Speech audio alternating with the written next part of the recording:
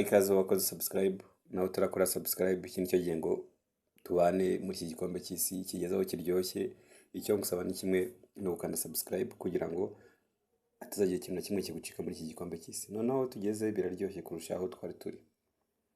Ndagira ngo tubanze turebe ese match zarangiye zagenze gute, ese amakipe yatashye yageze mu rugo imuhira amahoro, ese amakipe yatsinzwe byagenze bite. Ndagira ngo duze nk'abagaruka mu mikino yose yagiye iba, tugaruke mu ma reaction, tugaruke mu dushya twagiye tubamo. Ndashaka no kuza kuvuga kuri uriya mupfumu w'umunyagana Kwaku Bonsam, ndashaka kuza kumugarukaho. Uyu munsi yongera aratangaza, ntuze kugenda utarangije video kugira ngo uze kumva ikintu yatangaje. Ibyo yatangaje uyu munsi byo biraza kuba ari ibintu bigoye cyane, ni ibintu bigoye kubyumva cyangwa se kubyemera. Gusa mwabonye ko ibyo atangaje byose bigenda biba. Reka nawe duheraho kugira ngo tureke gutinda. Uriya mupfumu yatangaje ko ikipe y'igihugu ya Portugal ari izatwara igikombe cy'isi cy'uyu mwaka.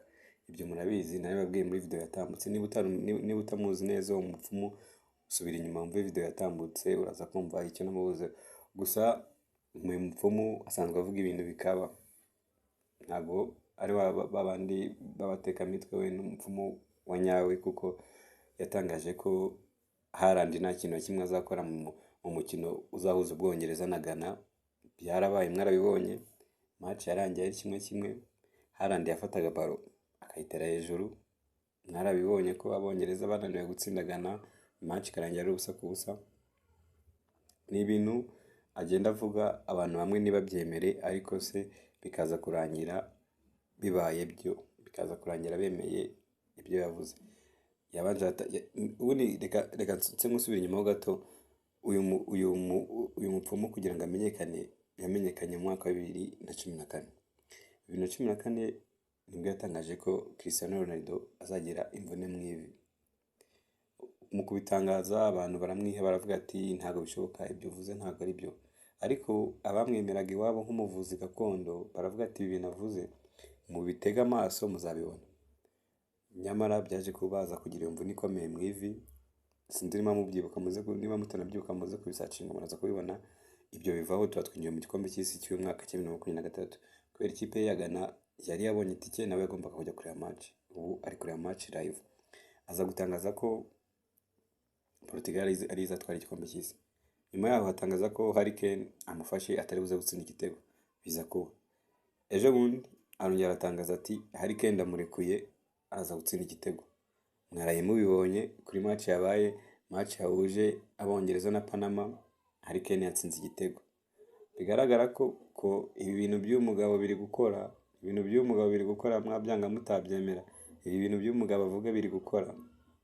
None uyu munsi bwo yongera aratangaza, aravuga ngo ikipe y'igihugu ya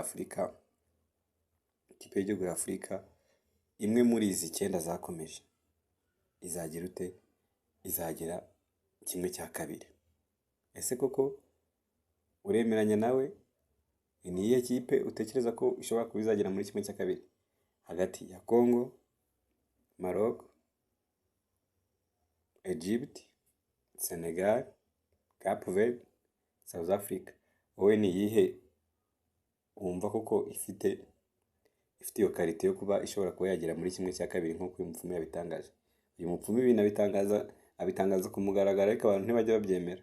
Ariko muzabibona, muzambwira, muzagaruke mubwira ati bya bintu wavuze kuri wa mupfumu yatangaje koko nibyo. Reka uyu mupfumu tumuveho gato, twinjiye kuri Cristiano Ronaldo. Cristiano Ronaldo match yarangiye nabi. Yarangiye Cristiano Ronaldo akoze shot on target 2. Shot on target 2 kuri Cristiano Ronaldo ni ibintu babi bitamacinga, ni ibintu bitumvikana. Kuko buriya gukora shot on target 2 mukeba wawe yatsinze igitego kandi yagiye asimbuye, aba ari ibintu kabisa biri buze gutuma ikipe yawe igushyiraho igitutu, abafana bagushyiraho igitutu, igihugu kigushyiraho igitutu. Nawe ukeneye kwiceka ukareba akavuga ati se biri gupfira. Imyaka yararangiye, ndeke kwirwa ndwana no kubanza mu kibuga, ndeka abana aribo bakina. cyangwa se hari icyo nshobora kongera nkakosoramo ubundi nkongera nkabaho Cristiano Ronaldo nari nsanzwe ndiwe. Ni ibintu bitari buze korohera Cristiano Ronaldo, keretse koko niba uyu mupfumu yarabivuze koko Portugal izatwara igikombe cy'isi, ariko biragoye kuko Portugal kuba yanganyije uriya mukino na Colombia byahise biyishyira mu mibare itari myiza cyane, kuko Portugal muri kimwe cy'umunani izahura n'Abafaransa. Abafaransa nibaramuka batsinze, kandi Abafaransa ntabwo bazabura kujya muri kimwe cy'umunani. Niramuka itsinze Abafaransa igakomeza, izahura n'ikipe y'igihugu ya Espagne. Espagne niyitsinda igakomeza, izahura na Argentine.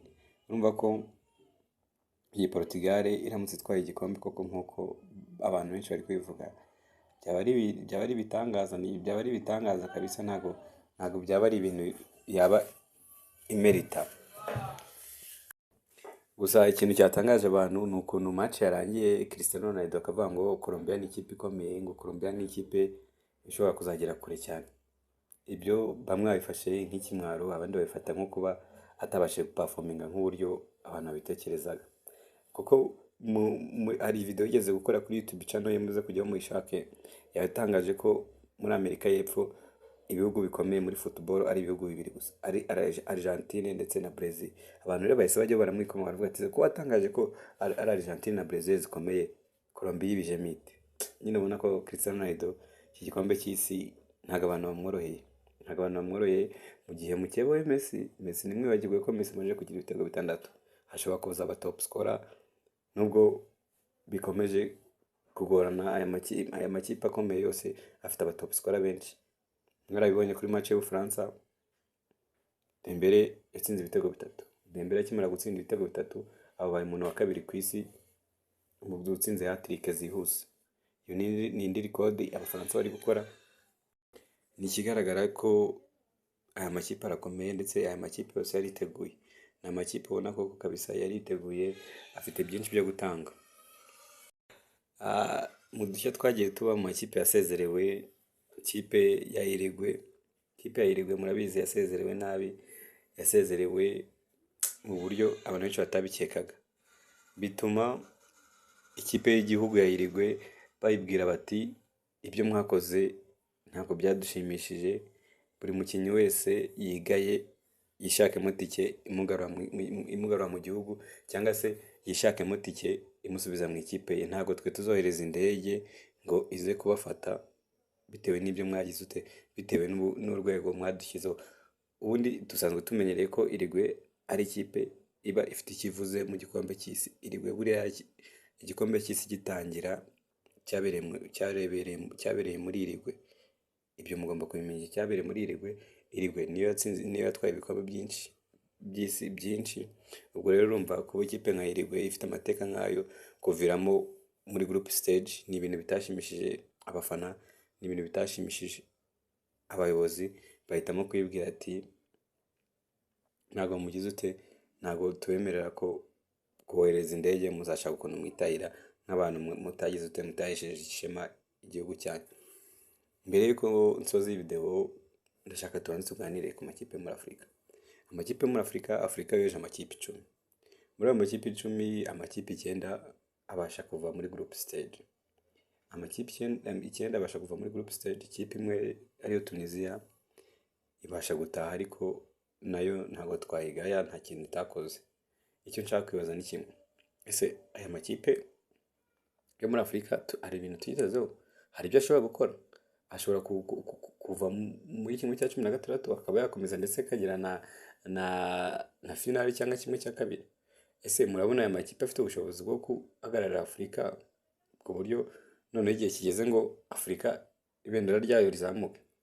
Andika muri comment. Ntiwibagirwe gukora subscribe kugira ngo ibiganiro byiza nk'ibi bitazajya bigucika. Ciao ciao.